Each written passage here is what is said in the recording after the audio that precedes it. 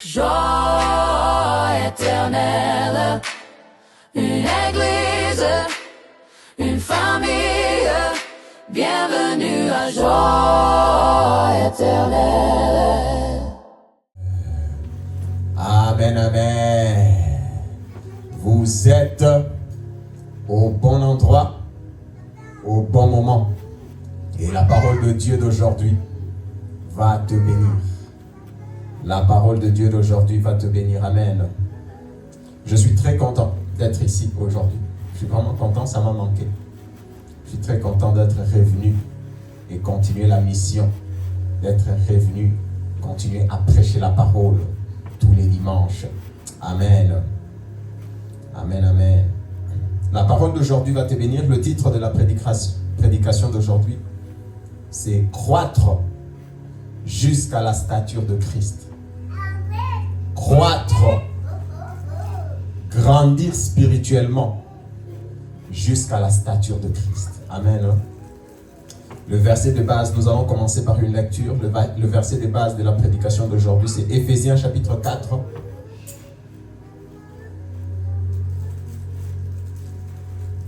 Et Éphésiens chapitre 4, à partir du verset 11 jusqu'à 13. Éphésiens 4, 11 à 13. Si vous avez trouvé, je vais lire. Vous avez trouvé? Je peux commencer à lire. Éphésiens 4, 11 à 13. Amen. Je vais lire au nom de Jésus. On va accélérer à cause du temps.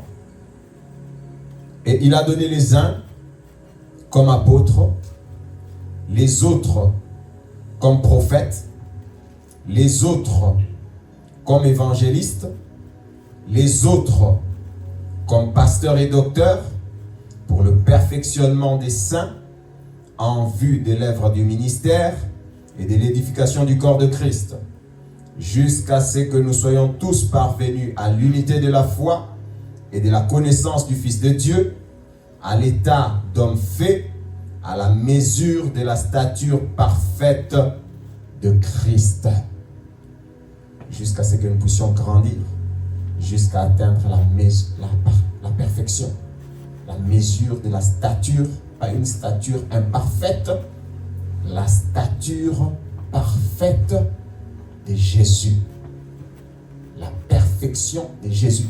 C'est ça le but de notre croissance. Amen. Donc ma prédication aura 3 parties, je veux vraiment vous le dire pour que vous puissiez me suivre bien. Il y aura une partie introductive, il y aura une partie où je vais entrer un peu dans la théologie dans laquelle nous croyons. Puis il y aura une 3e partie où je vais parler de nous, c'est que Dieu attend de nous. Amen. Dieu est saint. Quand nous disons que Dieu est saint, nous disons que Dieu est séparé du péché. Autrement aussi, nous disons que Dieu est parfait. Quand nous disons que Dieu est saint, Dieu c'est la perfection. En lui, il n'y a pas d'imperfection. Dieu c'est la perfection absolue. Dieu est donc saint. Amen. C'est pour ça que je vais ouvrir une parenthèse. Quand nous servons Dieu, nous servons un Dieu parfait. Nous ne servons pas un Dieu avec les imperfections. Quand toi tu sers Dieu et que tu vois toi-même dans ton service qu'il y a des imperfections, il faut que tu les corriges. Parce que ta perfection est une perfection devant Dieu.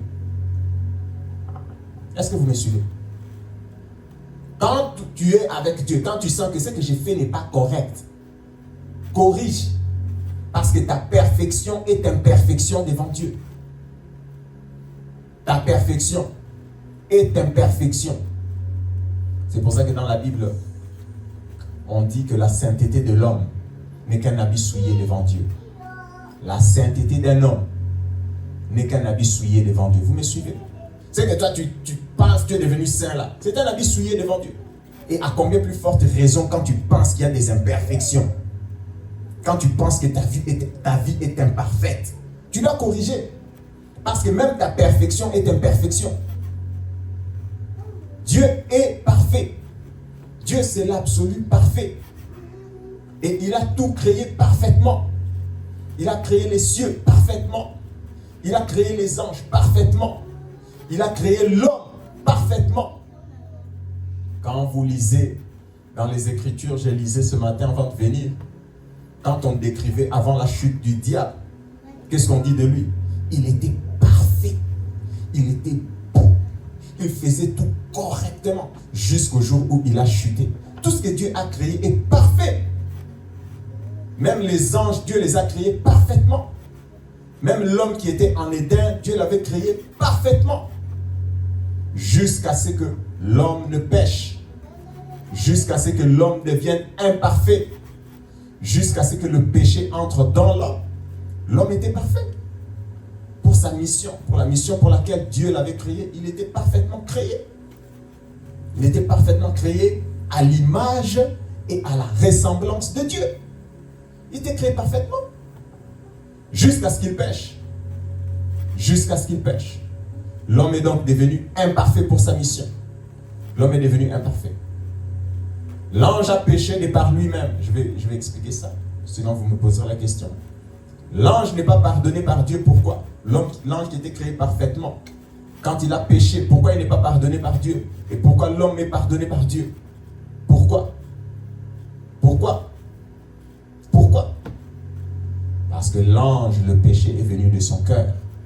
Le péché est venu de lui. La Bible dit que le diable est l'origine du péché. Il est le fondateur du péché. Il a dit que je veux prendre la place de Dieu. Ou précisément la place de l'ange que Dieu a placé à la place de Dieu. Avait mis au nom de Dieu. Je vais prendre sa place. Je vais prendre sa place. Dieu l'a précipité. Dieu l'a chassé. L'a envoyé dans les ténèbres. Mais pourquoi Dieu pardonne l'homme? L'homme n'a pas dit je veux prendre la place de Dieu. L'homme a été trompé. On l'a menti. Le diable lui a dit que si tu manges, tu deviendras comme Dieu. Ce n'est pas lui l'inventeur. L'inventeur est venu le mentir. Et Dieu a eu pitié de l'homme. Parce que l'homme a été trompé. L'homme a été induit en erreur. Mais le diable n'a pas été trompé par quelqu'un. Personne ne l'a trompé. Il a inventé son affaire lui-même. Vous voyez la différence? Il a inventé ça lui-même. Il a décidé ça lui-même. Lui-même a inventé son péché.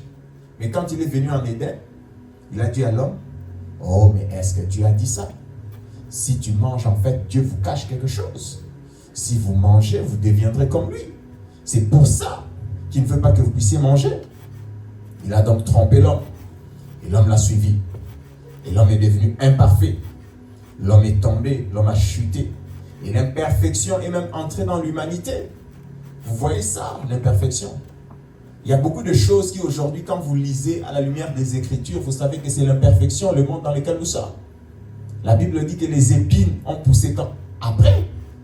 C'est à la suite, les épines ont commencé à pousser. Il a dit que les épines sont sorties après. L'homme vivait avec les animaux ne le mangeaient pas. L'homme n'était pas en animosité avec les animaux. Il les nommait éléphants, c'est ci, c'est là, il vivait. La chute de l'homme a amené la chute de beaucoup de choses, beaucoup d'imperfections. L'homme ne mangeait pas pour manger, il faut que tu aies transpiré, tout ça. Non! Tout ça, c'est la chute, c'est l'imperfection. Tout ça, c'est la chute. Les douleurs d'enfantement, la douleur du pain, etc., c'est la chute de l'homme. C'est l'imperfection. L'animosité même avec le lion qui te bouffe. C'est l'imperfection. Tu cultiveras la terre et celle-ci te donnera des épines. C'est l'imperfection. Il était en Éden, quand il cultivait, ce n'était pas les épines. C'est l'imperfection.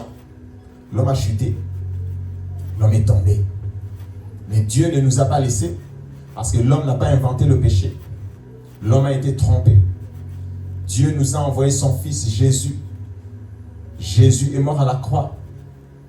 Jésus est mort, Jésus nous a sauvés. Le but du salut, c'est que nous puissions retourner à la position à laquelle nous étions. Retourner à la position d'origine. Jésus est venu, l'homme parfait, Dieu devenu un homme, le Fils de Dieu. Je ne dirai jamais ça assez. Quand on dit que Jésus est le Fils de Dieu, Ce n'est pas qu'il est devenu... Non, quand on dit fils de Dieu, on parle de quoi? On parle de son humilité. On parle que Dieu est devenu un homme. Dieu qui devient un homme, c'est ça qu'on appelle le fils de Dieu. Oui, parce que les gens sont toujours là. Dieu a eu l'enfant comment? Dieu a eu l'enfant comment? Non, ce n'est pas de ça qu'on parle. Quand on dit Jésus est le fils de Dieu, c'est Dieu qui est devenu un homme. Et il est devenu un homme pour l'éternité. Quand il est monté au ciel, il n'est plus redevenu, comment on appelle? Vapeur. Et puis il est redevenu, non, Jésus est devenu Dieu pour l'éternité. Il est le fils de Dieu. C'est ça qu'on appelle fils de Dieu. Hein? Les gens à qui on pose la question, comment ça Dieu a un enfant? Il faut bien expliquer. Il faut bien expliquer. Il faut dire que Dieu est devenu un homme. C'est ça qu'on appelle fils de Dieu. Il est devenu un homme pour l'éternité. Il est devenu un homme, oui, effectivement, on l'a engendré. Humainement, on l'a engendré, mais c'est Dieu qui est devenu un homme. Est-ce que vous me suivez? C'est celui que nous appelons le Fils de Dieu, notre Sauveur, Jésus. Nous croyons en lui. C'est un homme. C'est un homme pour l'éternité. Les apôtres l'ont vu. Il est monté au ciel. La Bible dit, tel qu'il est monté, tel il reviendra. Tel nous le verrons. Jésus de Nazareth, qui est un homme pour l'éternité. C'est en lui que nous croyons. Amen. Amen. Vous me suivez? Donc Jésus est mort à la croix. Et il nous a sauvés. Il nous a libérés du péché. Il nous a sauvés des enfers. Il nous a ramenés dans une position de perfection. La perfection que nous avons en Jésus, il y en a deux, on peut dire. Il y a une perfection de position. Il y a aussi une perfection que j'appelais une perfection active. Il y a une sanctification des positions. Tu es saint par le Christ qui te donne sa sainteté. Mais il y a aussi des actes que tu dois faire pour maintenir ta sainteté. Je ne sais pas si vous me suivez. Il y a une perfection des positions que Jésus te donne. Tu ne fais rien. Mais tu ne te limites pas à ça. Tu ne te limites pas à ça. Parce que quand Jésus te donne sa perfection, mais toi, en toi, tu as toujours ton imperfection. Tu travailles sur tes imperfections. Quand Jésus te donne sa sainteté, tu n'es pas devenu saint parce que tu as changé. On t'a juste donné ça gratuitement. Mais toi-même, quand on te déclare saint, mais tu regardes ce que tu fais, tu sens que tu n'es pas saint.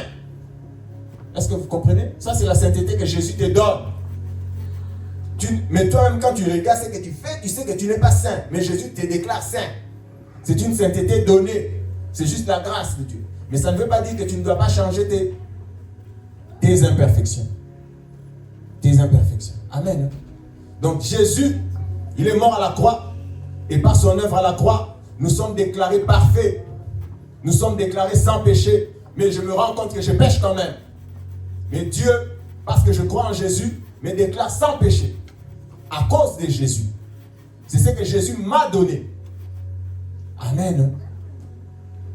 Mais toi-même maintenant, tu vas te limiter seulement à ça.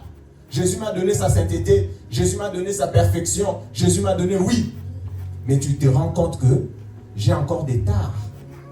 J'ai encore des imperfections. J'ai encore des choses que je dois changer. Amen. Amen.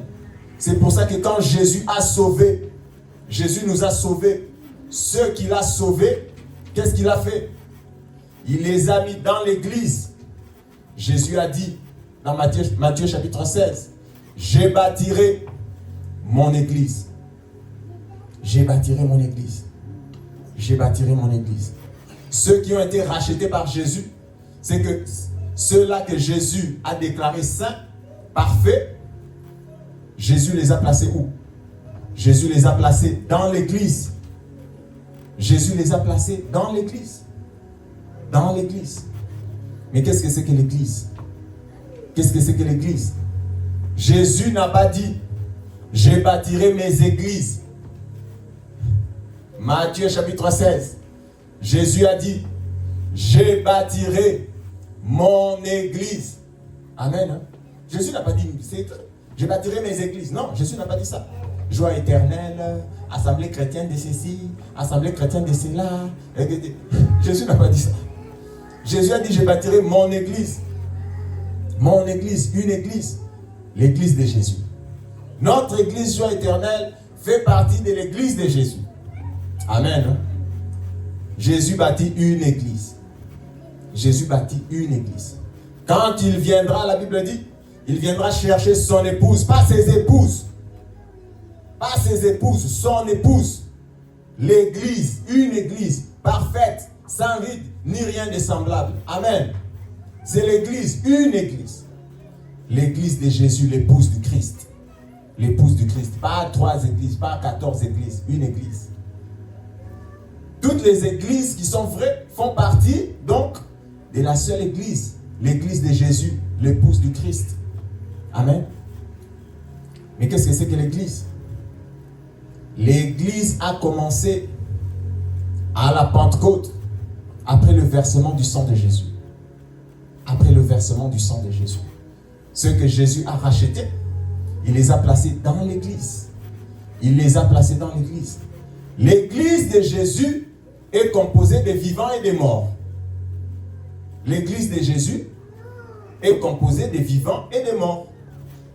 Je parle maintenant de l'église, la seule église, une église, pas des églises. Si moi aujourd'hui, en 2150, je ne serai pas vivant et Jésus n'est pas revenu, je ne serai pas de ce monde. Mais je fais partie de l'église de Jésus. Est-ce que vous me suivez? Je fais partie de l'église de Jésus. L'église a commencé à être construite, l'église de Jésus a commencé à être construite depuis la Pentecôte jusqu'à aujourd'hui. Beaucoup de gens ont cru en Jésus, sont morts, Jésus n'est pas encore venu. Ils ont cru en Jésus, sont morts, Jésus n'est pas encore venu. Ils ne font plus partie de l'église. Quand Jésus viendra, la Bible dit que les morts en Christ ressusciteront. Et nous qui serons restés serons transformés. Et nous irons tous ensemble à la rencontre du Seigneur. Quand je ne serai plus de ce monde, je reviendrai à la vie. Qui le croit? Quand je ne serai plus de ce monde, je reviendrai à la vie. Par Jésus-Christ, mon Sauveur. Par Jésus-Christ en qui je crois. Par Jésus-Christ que je sers. Amen. Amen. Quand nous ne serons plus de ce monde, nous reviendrons à la vie. Parce que nous sommes le corps de Jésus de Nazareth. Le corps de Christ, son église. Nous sommes son église. L'église de Jésus, je ne parle pas des églises, je parle de l'église de Jésus, est composée des vivants et des morts. Les apôtres font partie de l'église de Jésus. Ceux qui ont cru après les apôtres font partie de l'église de Jésus. Nous, aujourd'hui, nous faisons partie de l'église de Jésus. Si nous passons, nous ferons partie de l'église de Jésus. Nos enfants, quand ils croiront, ils feront partie de l'église de Jésus. L'église de Jésus est composée donc des vivants et des morts. C'est ce qu'on appelle le corps spirituel. Ou, si vous voulez un terme un peu plus qui parle à certains, le corps mystique du Christ. Le corps spirituel de Jésus. Je ne veux pas mystique. Spirituel de Jésus. C'est le corps spirituel de Jésus. Les vivants et les morts qui ont cru en Jésus font partie de l'église. L'église de Jésus. L'église de Jésus. Amen. Et l'église de Jésus a été fondée par qui? L'église de Jésus est fondée par Jésus lui-même et les apôtres et les prophètes. Selon Éphésiens chapitre 2 verset 20. S'il vous plaît, lisez pour nous. Éphésiens chapitre 2 verset 20.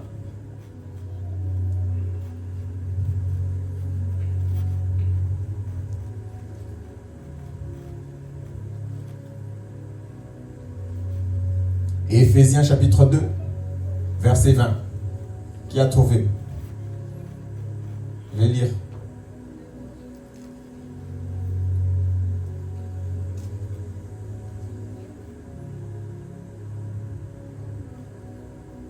Vous pouvez lire s'il vous plaît. Éphésiens chapitre 2 verset 20.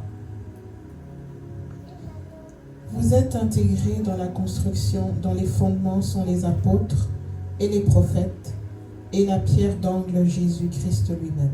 Amen. J'aime pas beaucoup cette version de la Bible parce que elle est. Je vais lire ma version. Vous avez été édifiés sur les fondements des apôtres et des prophètes, Jésus-Christ lui-même étant la pierre angulaire. L'église de Jésus, ici c'est une image, comme un édifice. Comme un édifice, nous avons été intégrés. C'est ce qui est écrit dans sa version. Vous avez été rajoutés à l'église de Jésus.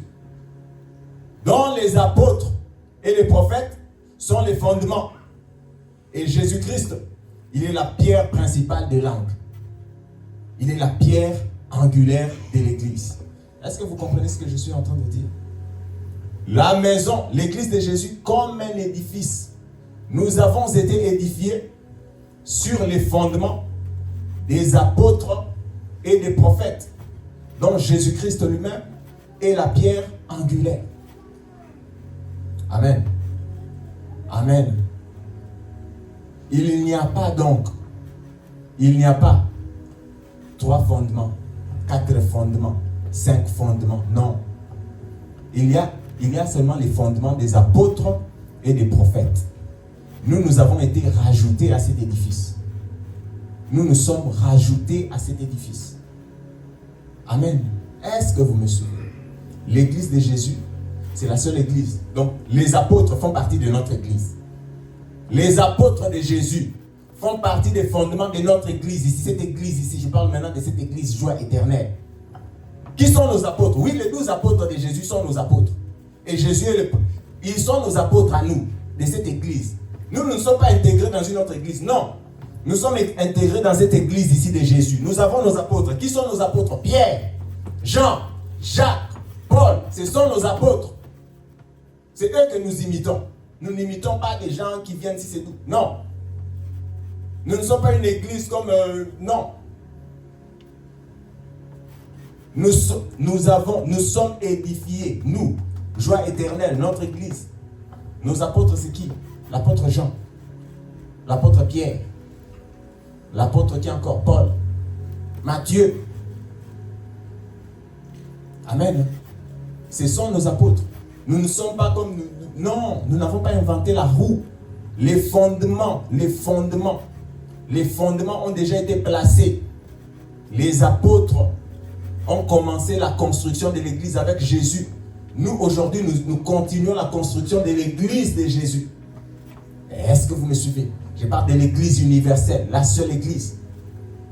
Nous sommes en train de continuer, nous ne posons plus les fondements. Les fondements de l'église de Jésus, l'église, ont été posés par les apôtres et Jésus lui-même, la pierre angulaire. Nous sommes intégrés dans la construction. Nous ne recommençons pas les fondements. Nous n'inventons pas de nouveaux enseignements. Nous n'inventons pas de nouveaux enseignements. Nous sommes déjà intégrés. Quand une maison, les fondements ont été déjà mis, tu ne peux pas aller au-delà des fondements. Tu ne peux pas construire au-delà des fondements. Est-ce que vous me suivez? Est-ce que vous me suivez? Est-ce que vous me comprenez? Est-ce que vous me comprenez? Nous n'enseignons pas ce que les apôtres n'ont pas enseigné. Nous n'enseignons pas ça. Nous n'enseignons pas ça. Nous n'enseignerons jamais ça. Parce que les fondements de l'église ont déjà été posés. Les fondements de l'église ont déjà été posés. On ne pose pas les fondements 2 fois. La doctrine de l'église a déjà été placée par les apôtres. Ce qui doit être prêché, ce qui ne doit pas être prêché, c'est en quoi il faut croire, c'est en quoi il ne faut pas croire. Tout ça, les apôtres ont déjà enseigné ça.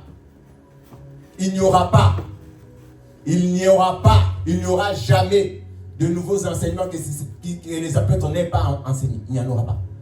Les nouvelles révélations superflues, les gens à qui Dieu apparaît, qui ont des révélations extraordinaires, qui ne sont pas dans la Bible. Quand une maison, on a placé les fondements, comment tu peux construire au-delà des fondements?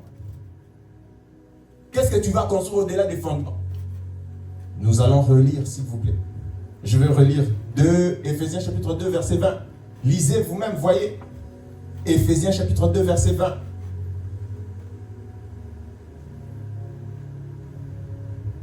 Vous avez été édifiés sur les fondements. Vous avez été rajoutés sur le fondement des apôtres et des prophètes. Jésus-Christ lui-même étant la fondation des fondements, si vous voulez comprendre bien. La pierre angulaire, c'est la fondation des fondements. La fondation des fondements, Jésus, maintenant les apôtres, et puis nous sommes rajoutés au-dessus.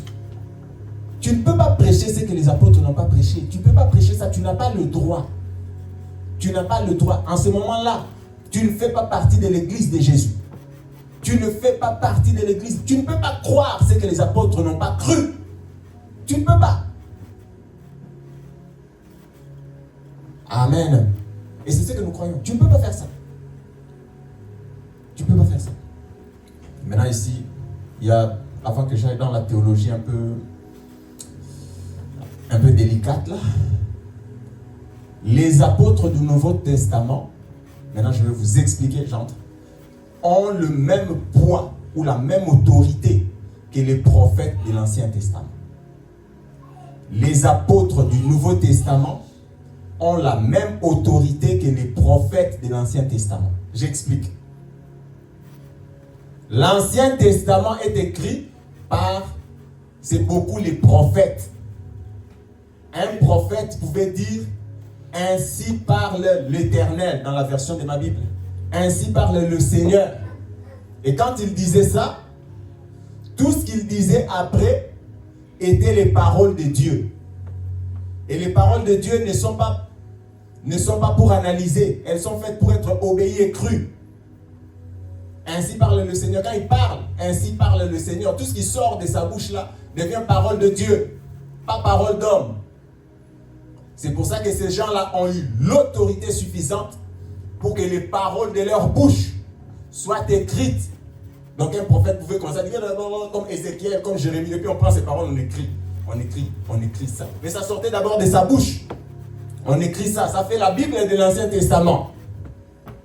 Vous me suivez? Parce que ces paroles-là étaient considérées comme paroles de Dieu. Et nous croyons que c'est la parole de Dieu. C'est ce que nous croyons. Les paroles des prophètes de l'Ancien Testament, c'est la parole de Dieu.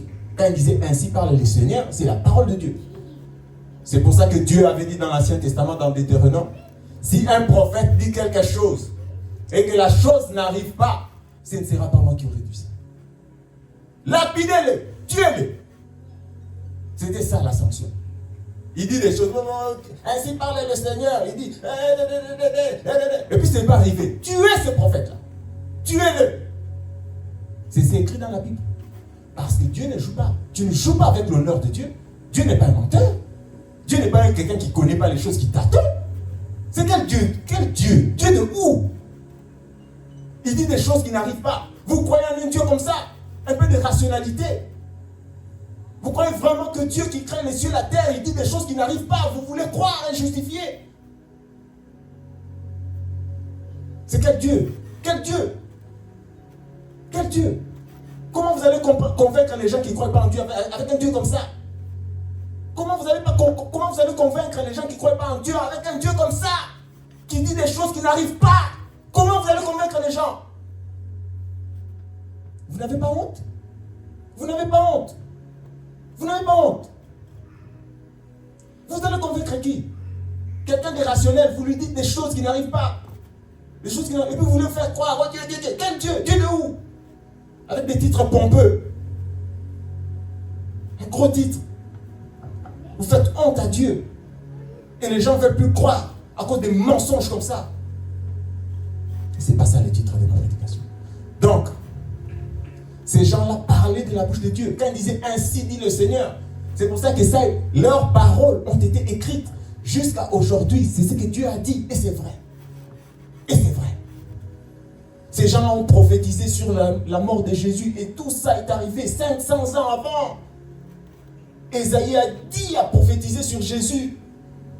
Il a prophétisé qu'il viendrait un Messie, qu'il mourrait à la croix, qu'il ferait... Et c'est arrivé 500 ans plus tard. Ça c'est Dieu, oui. Ainsi parle le Seigneur. Ainsi parle l'Éternel. Nous croyons ça. Et dans le Nouveau Testament, les seules personnes qui ont eu cette autorité de dire par parole de leur bouche qui devient parole de Dieu, c'est qui? Ce sont les apôtres dont nous lisons les épîtres. Les apôtres. À l'époque des apôtres, dans le Nouveau Testament, il n'y avait pas de Bible.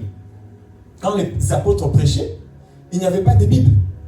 Donc leur parole était considérée parole de Dieu. C'est pour ça que l'apôtre Paul pouvait écrire Corinthiens. C'est sa lettre. Et puis il dictait. Il y avait quelqu'un qui écrivait à côté. Il dit, mes chers Corinthiens, croyant en Jésus, voici les dons du Saint-Esprit. Et on écrit. Et on écrit. C'est ce que nous lisons aujourd'hui. C'est la parole de Dieu. 1 Corinthiens, 2 Corinthiens, c'est la parole de Dieu. Éphésiens, c'est la parole de Dieu. Toi, tu vas rajouter à ça quoi? C'est pour ça que les apôtres du Nouveau Testament équivalent aux prophètes de l'Ancien Testament parce que leurs paroles ont été écrites. Leurs enseignements parlés ont été écrits. Et c'est ce que nous lisons, c'est ce que nous croyons, c'est ce que nous enseignons.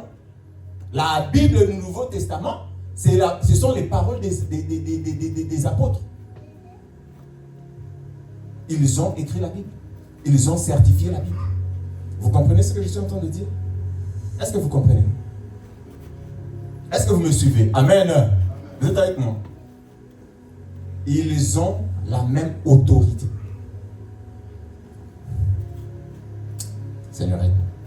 Jusqu'à ce que, à peu près, 100 ans après,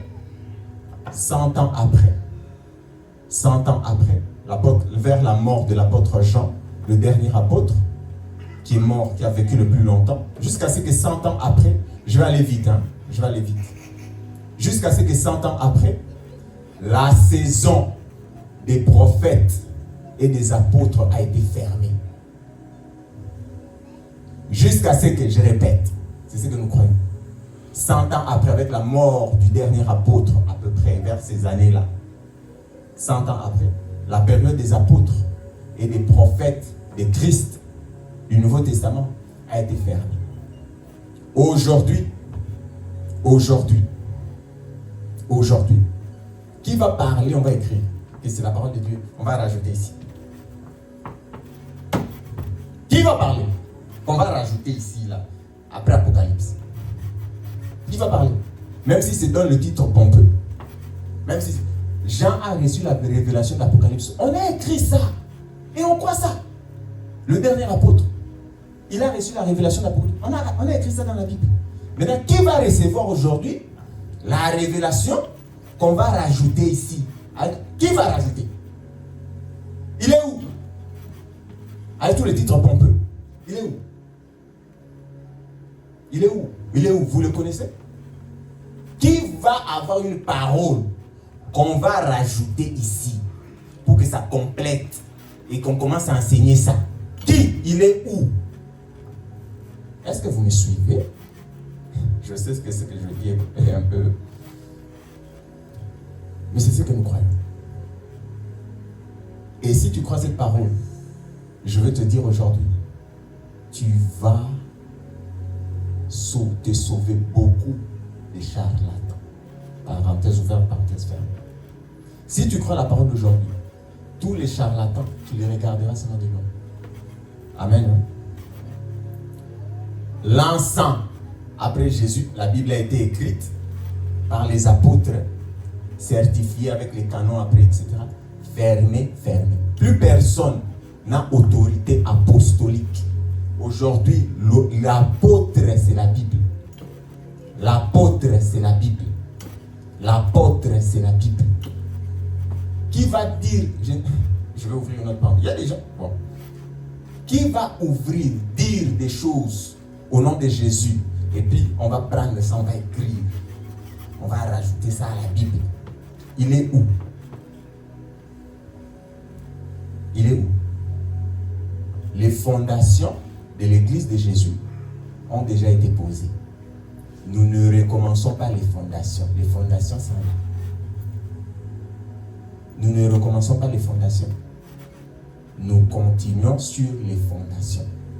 La maison ici, quand elle était ici, à ce niveau-là, tu ne peux rien faire d'autre. Tu vas juste monter, faire 14 étages, 15 étages et tout ça, comme tu veux. Mais tu ne vas plus retourner dans les fondations. Tu ne vas plus retourner dans les fondations. Tu ne vas plus retourner dans les fondations. C'est ça l'église de Jésus. C'est ça l'église de Jésus. C'est ça l'église de Jésus. Ça continue, ça ne recule pas. Hein? Titre pompeux. Titre pompeux. Dans le Nouveau Testament, je vais pousser le bouchon plus loin, que Dieu nous aide. Dans le Nouveau Testament, c'est que nous croyons. C'est pour ça que j'avais dit, j'allais dire une partie théologique. Dans le Nouveau Testament, il n'y a pas un seul endroit où il y a dans l'église, il n'y a pas un seul endroit où il y a dans l'église la nomination des prophètes ou d'apôtres. Mais dans le Nouveau Testament, c'est ce qu'on appelle ordination. Ordination.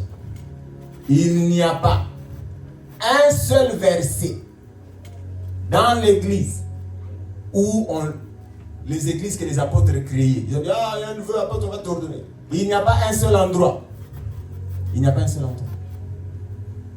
Il y a l'ordination des pasteurs et des diacres. Ce sont les deux ordinations ou nominations ou désignations des services ou des fonctions connues. Il n'y a que deux. Dans Timothée, dans Tite, etc. Il n'y a pas un verset. Il n'y a pas un seul verset. Trouvez-moi, amenez-moi. Je me suis trompé. Trouvez les versets où on a nommé d'autres apôtres dans l'église, où on a nommé d'autres prophètes. Je sais que c'est que je prêchais délicat, mais je vais le prêcher. Parce que c'est la Bible, c'est comme ça. Il n'y a pas. Trouvez les versets, mais amenez le verset. Commencez par à partir de Matthieu, allez jusqu'à Apocalypse. Trouvez l'ordination. À part les 12, trouvez l'ordination. Comme moi aujourd'hui, vous voulez m'ordonner apôtre. Avant de m'ordonner apôtre, moi, si vous voulez m'ordonner apôtre, trouvez d'abord dans la Bible, à part les 12 que Jésus avait choisi, quelqu'un qu'on avait ordonné apôtre. Venez mes chers, venez m'ordonner. D'accord? Trouvez, puis venez m'ordonner.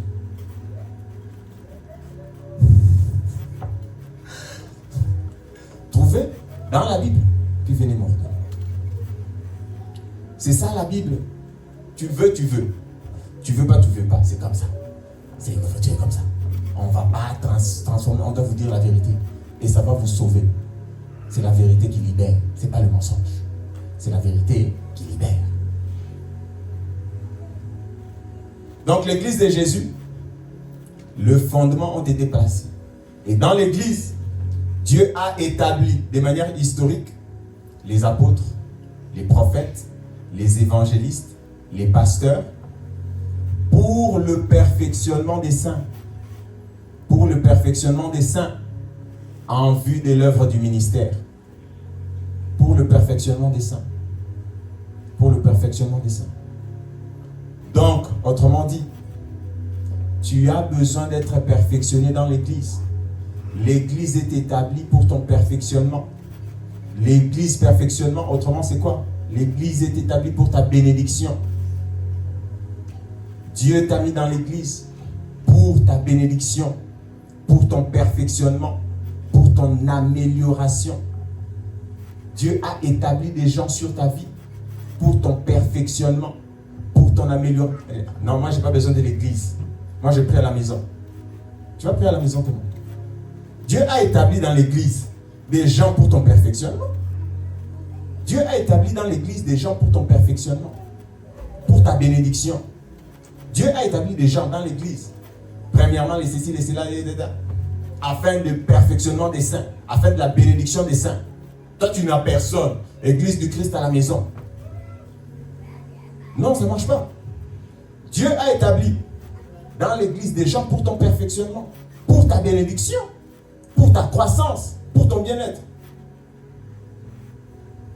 Ils disent, Jésus, dans la Bible, l'apôtre Jean écrit, tu dis que tu aimes Dieu, mais tu n'aimes pas ton prochain qui est devant toi. Mais ça s'applique à tout. Tu sers Dieu, mais tu ne sers pas le prochain, tu sers quel Dieu? Parce que Dieu est servi par le prochain. Tu dis que tu aimes Dieu. Tu n'aimes pas ton prochain. Tu aimes qui? Un être abstrait. Dieu est aimé par moi. Aime-moi, tu vas aimer Dieu. Je dois t'aimer pour aimer Dieu. Je dois te servir pour servir Dieu. Moi, je sers Dieu. Tu sers Dieu où? Tu sers Dieu où? Tu sers Dieu où? Moi, je crains Dieu. Tu crains Dieu où?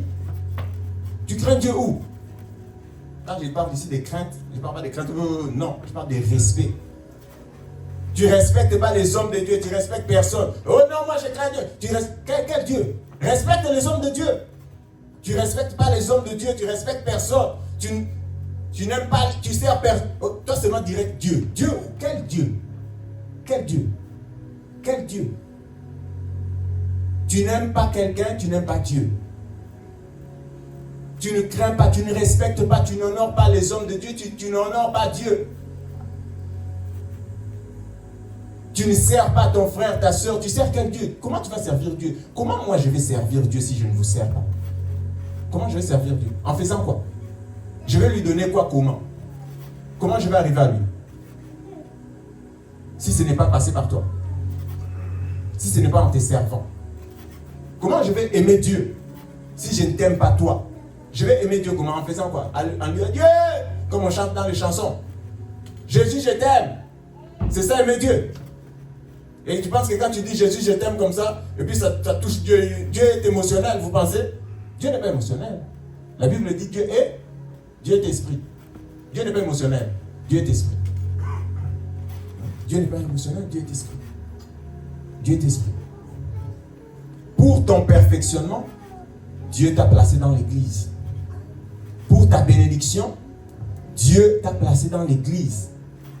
Il n'y a pas de l'église du Christ à la maison. Il n'y a pas de... Non, il faut être dans l'église. Il faut être dans l'église pour ta bénédiction. C'est un instrument que Dieu t'a donné pour ta bénédiction. Pour ta bénédiction. Amen. Amen. Autre chose. Les gens qui pensent que, et moi-même j'utilise ça, vous savez on fait ça, mais c'est très difficile d'être un berger en ligne. C'est très difficile. Je vais donner une image pratique. C'est très difficile d'être une maman en ligne. Qui est cette mère-là qui peut nourrir ses enfants seulement en ligne? Qui est cette mère-là qui peut éduquer ses enfants seulement en ligne? Vous comprenez ce que je suis en train de dire? La vie spirituelle, Dieu doit te donner une des bénédictions que tu dois regarder sur ta vie. Écoutez-moi attentivement, je vous en supplie.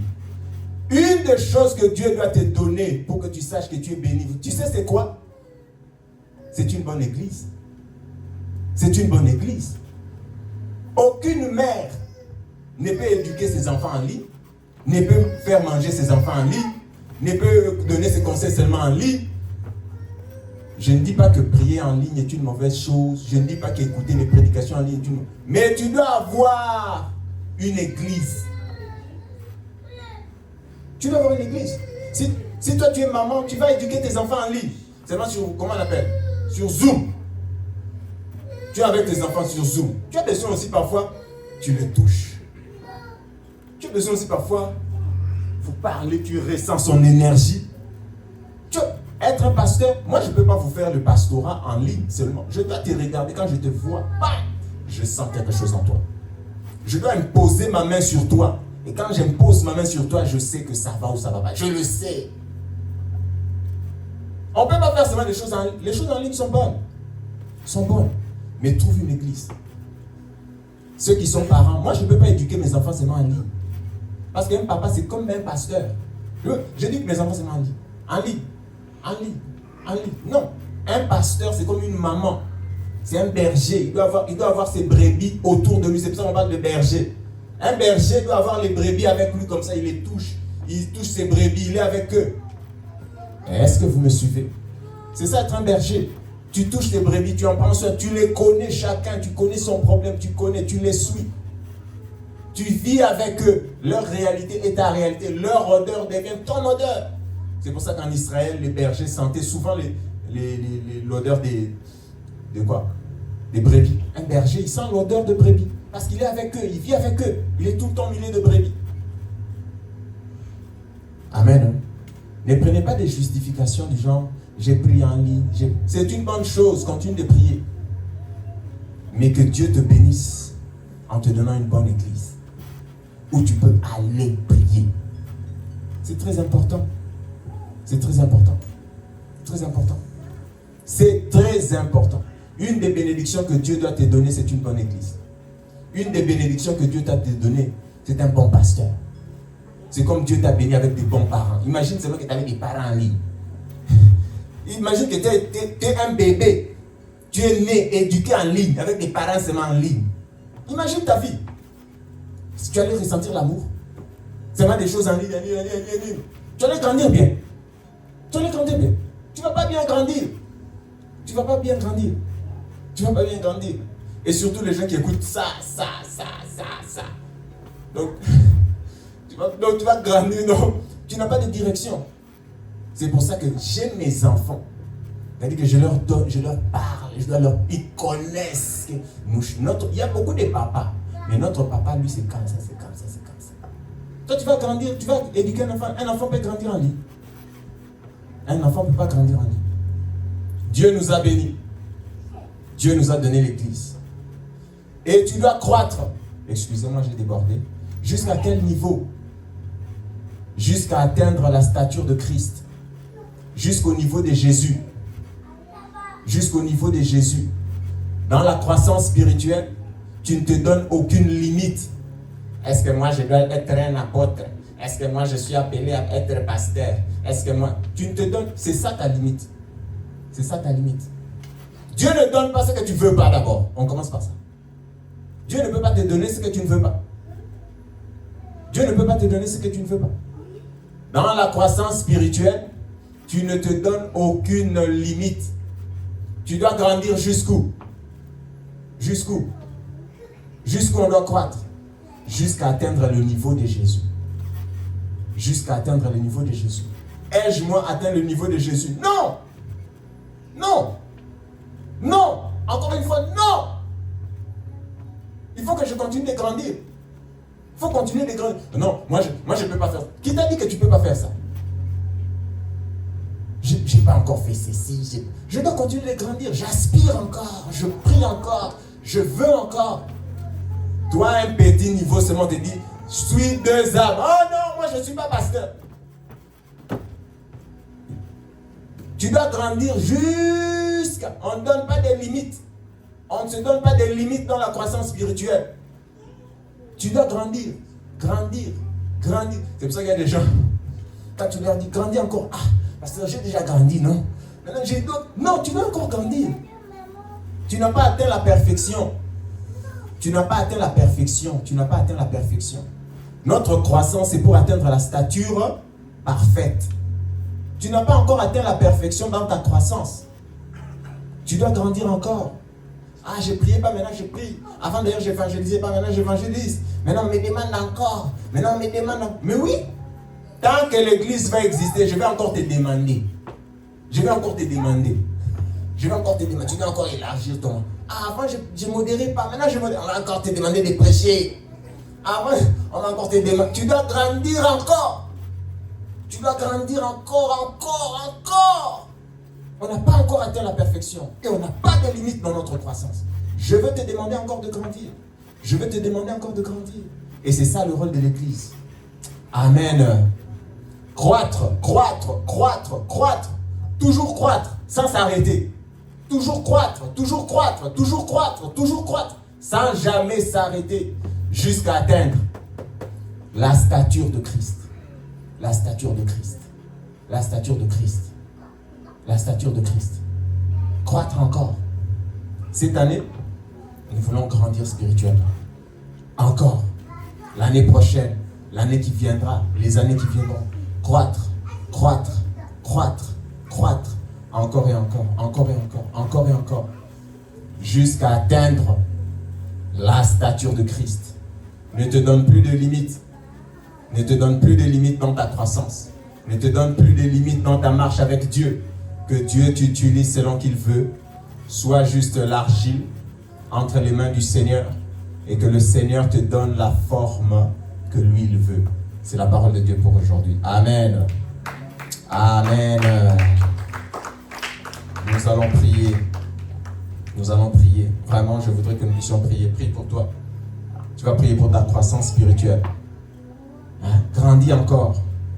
Élargis ton cœur. Grandis cette année spirituellement. Grandis spirituellement.